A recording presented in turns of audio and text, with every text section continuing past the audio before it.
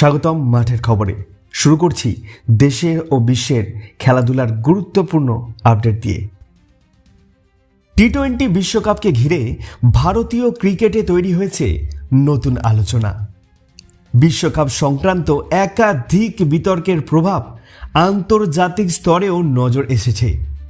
এই পরিস্থিতিতে ভারতের ক্রীড়া ভাবমূর্তি ও ভবিষ্যৎ বড় টুর্নামেন্ট আয়োজনের বিষয়টি বিশেষ গুরুত্ব পাচ্ছে।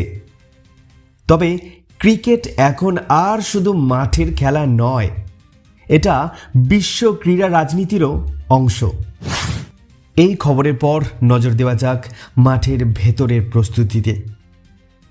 ভারত নিউজিল্যান্ড টি-20 সিরিজে দল নির্বাচন নিয়ে স্পষ্ট পরিকল্পনা দেখা যাচ্ছে। বিশ্বকাপের আগে কম্বিনেশন যাচাই করাই এখন প্রধান লক্ষ্য। ফিরে আসা খেলোয়াড়দের মাধ্যমে ব্যাটিং ও অলরাউন্ড শক্তি বাড়ানোর চেষ্টা চলছে। এই সিরিজকেই বিশ্বকাপ প্রস্তুতির মাপকাঠি হিসাবে দেখছে টিম ম্যানেজমেন্ট। আন্তর্জাতিক ক্রিকেটেও রয়েছে আলোচিত ঘটনা। ইংল্যান্ড ক্রিকেটে আচরণগত ইস্যু নিয়ে শুরু হয়েছে নতুন বিতর্ক। একজন তারকা খেলোয়াড়ের স্বীকারোক্তি দলের ভেতরে শৃঙ্খলা নিয়ে প্রশ্ন তুলেছে। আধুনিক ক্রিকেটে পারফরম্যান্সের পাশাপাশি আচরণও যে সমান গুরুত্বপূর্ণ, এই ঘটনা সেটাই মনে করিয়ে দিচ্ছে। এদিকে বিশ্বকাপ ঘিরে পাকিস্তান শিবিরেও মিলছে গুরুত্বপূর্ণ ইঙ্গিত।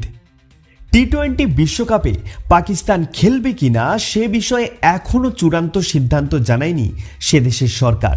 তবে পাক অধিনায়ক সলমান আলী আগারের বক্তব্যে স্পষ্ট ইঙ্গিত মিলছে। বিশ্বকাপের মানসিক প্রস্তুতি শুরু করে দিয়েছে পাকিস্তান দল। সলমান আরও জানিয়েছে, বিশ্বকাপে তিনি 3 নম্বরে ব্যাট করবেন। শ্রীলঙ্কার মাটিতে স্পিনারদের বড় ভূমিকা থাকবে বলেই মনে করছেন পাক অধিনায়ক। পাওয়ার প্লেতেও স্পিনারদের ব্যবহার হতে পারে বলে তার মন্তব্য। এই ইঙ্গিত পাকিস্তানের সম্ভাব্য কৌশল সম্পর্কে আগাম ধারণা দিচ্ছে।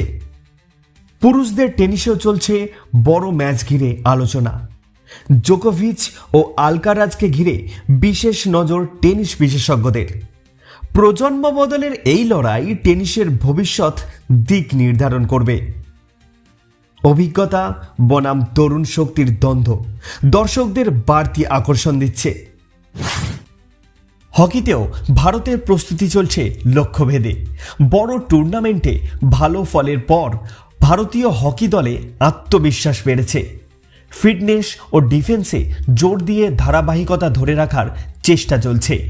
লক্ষ্য একটাই, বিশ্বমঞ্চে আবার ভারতের আধিপত্য প্রতিষ্ঠা। এই ছিল মাঠের খবর। খেলাধুলার সমস্ত গুরুত্বপূর্ণ আপডেট পেতে চোখ রাখুন নিউজ বার্তায়।